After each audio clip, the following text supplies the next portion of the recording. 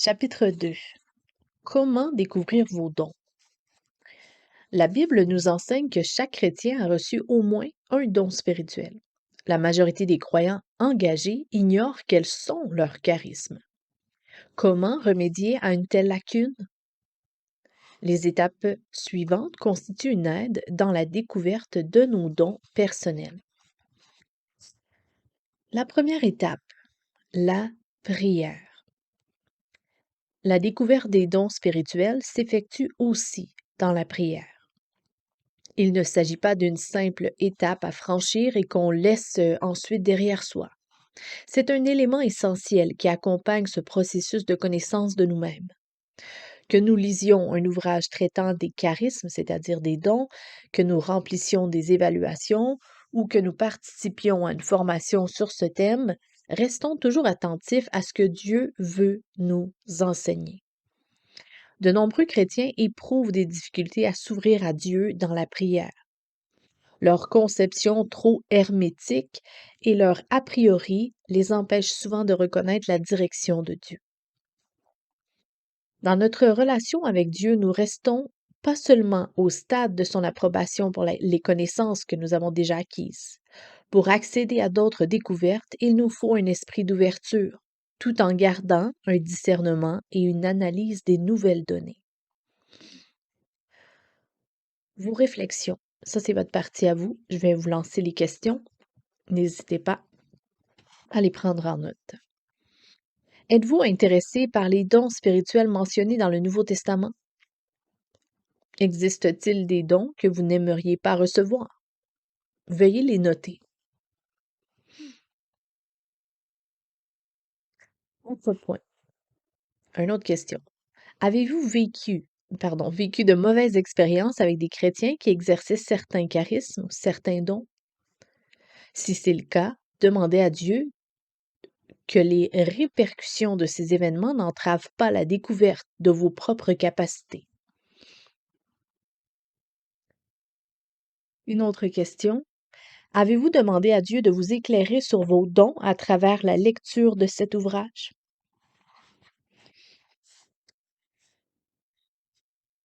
Donc, première étape, la prière.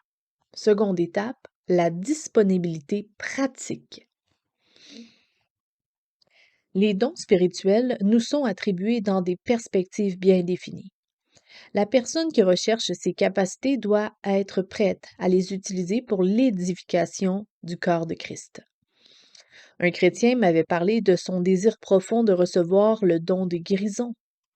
Je lui ai demandé s'il était disposé à utiliser ce charisme dans un ministère continuel de prière et de compassion pour les malades. En secouant la tête, il avoua qu'il n'était pas apte à cet engagement. Ses motivations reposaient davantage sur la curiosité que confère un tel pouvoir que sur un réel désir de servir son prochain. Expérimenter des sentiments intenses en utilisant des dons spirituels est compréhensible, mais ne constitue pas en soi une juste motivation. Les charismes nous sont toujours accordés pour le bien de l'autre. 1 Pierre 4, verset 10. D'autres réflexions pour vous. Papier-crayon, c'est parti. Notez ci-dessous un don spirituel que vous pensez avoir. Si vous hésitez, choisissez un don que vous aimeriez recevoir. Combien d'heures par semaine seriez-vous prêt à consacrer à la croissance et à la mise en pratique de ce don? Et juste pour réitérer encore la liste, je vais les énumérer. Donnez-moi un instant. 65. Voilà. Donc, pour avoir une idée en général, aide, le don d'apôtre, le don de berger, le don de célibat, le don de connaissance, le don de créativité artistique qui englobe beaucoup de choses, le don de délivrance, le don de direction, le don de discernement, le don de disposition à souffrir pour la foi, le don de l'enseignement, le don de l'évangélisation, le don de la foi, le don de guérison, le don de habileté manuelle, le don d'hospitalité, le don d'interpréter des langues, le don de libéralité, le don de miracle, le don de miséricorde, le don de missionnaire, le don de musique, le don d'organisation, le don de parler en langue, le don de partage des biens, le don de prière, le don de prophétie, le don de relation d'aide, le don de sagesse, le don de service. Voici sur la liste présente. Donc, ça, c'est votre partie à vous. On va continuer la lecture. Ensuite, troisième étape, l'acquisition de connaissances. Vous aurez des difficultés à découvrir vos dons spirituels si vous n'avez qu'un aperçu sommaire des différents charismes et de la signification que renferment ces termes. C'est pourquoi il est important d'acquérir de bonnes connaissances. L'étude des passages bibliques traitant ce thème, les discussions dans les groupes de maison et les rencontres avec des personnes ayant des qualifications spéciales constituent tout un éventail d'informations. Dans la quatrième partie de ce manuel, vous trouverez également une liste de dons accompagnée de descriptions et de renseignements qui va venir bientôt. Ne lâchez pas. Ensuite, la mise en pratique des services selon les dons rencontre parfois des réticences dans nos églises. La cause principale en est un manque d'information. Nos réflexions ensemble.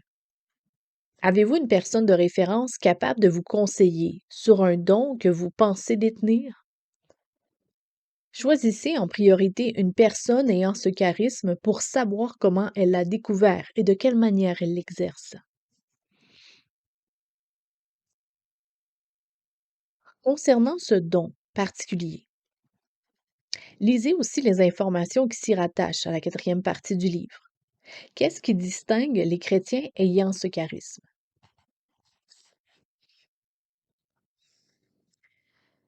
Quatrième étape, le plaisir comme motivation. Et bien évidemment, je fais une parenthèse. Moi, je lis de façon linéaire.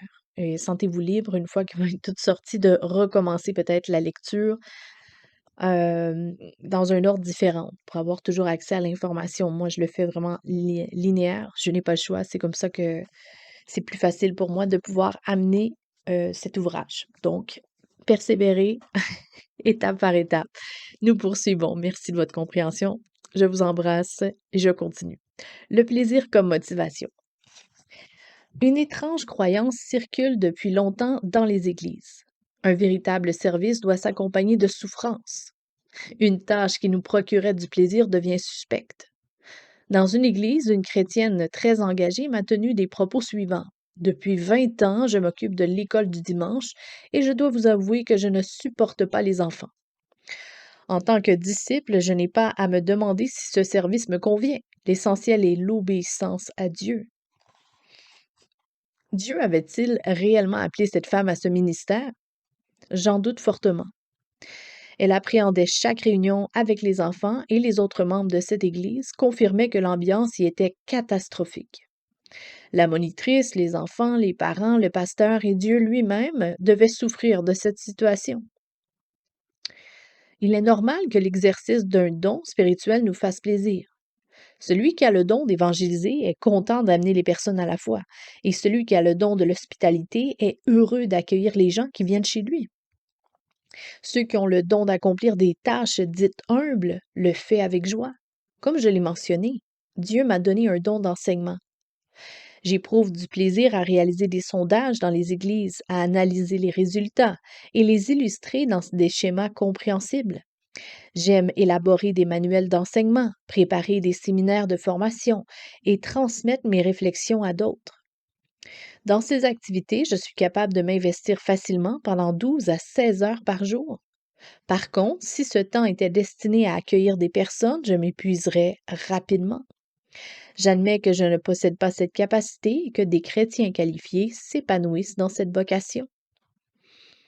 Dieu veut que nous ayons du plaisir en exerçant nos dons spirituels. Il est évident que nous communiquons aux autres notre enthousiasme ou au contraire notre frustration.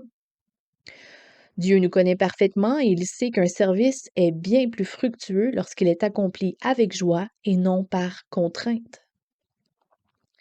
Bien que le plaisir reste un critère important, nous n'échappons pas aux difficultés et aux efforts qu'implique le fait de servir. J'éprouve parfois de grandes satisfactions dans mes actions, mais parfois j'ai de la peine à accomplir mes tâches.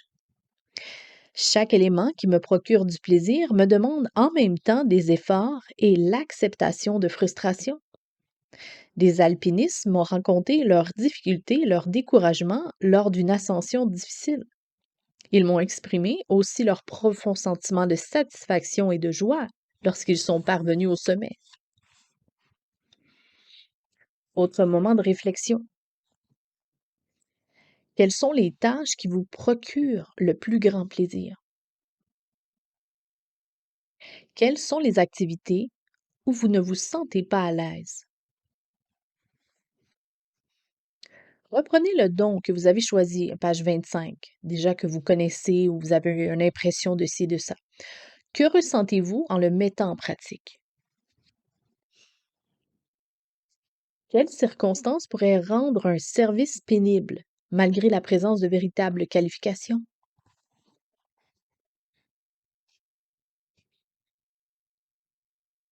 Étape numéro 5.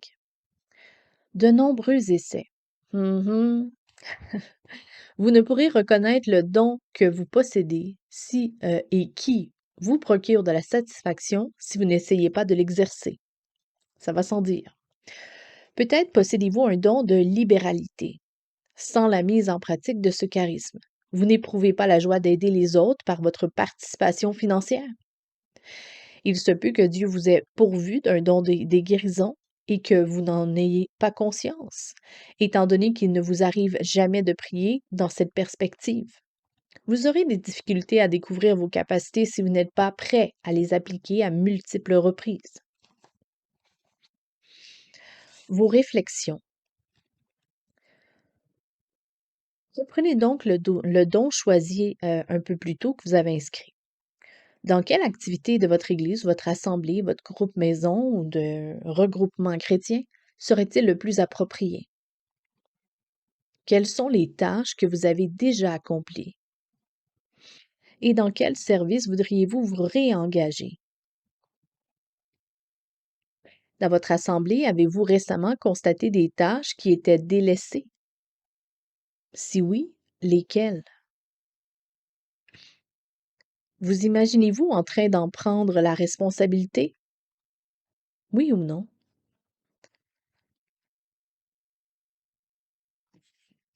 Veuillez noter ci-dessous tous les dons de la liste que j'ai citée un peu plus tôt que vous avez déjà tenté d'exercer. Étape numéro 6. La vérification de votre efficacité. Si vous pensez posséder le don d'évangéliser, et si vous le mettez constamment en pratique sans jamais amener une personne à la foi en Christ, il serait justifié de mettre en question la qualification que vous vous attribuez. Les charismes donnés par Dieu ne restent pas sans impact. Ainsi, un réel don des guérisons permet aux personnes de retrouver la santé. Le don d'enseignement permet de transmettre avec clarté les connaissances nécessaires. Les dons spirituels doivent avoir des répercussions. Dans la découverte des dons, il est indispensable de vérifier l'efficacité de nos charismes avec honnêteté.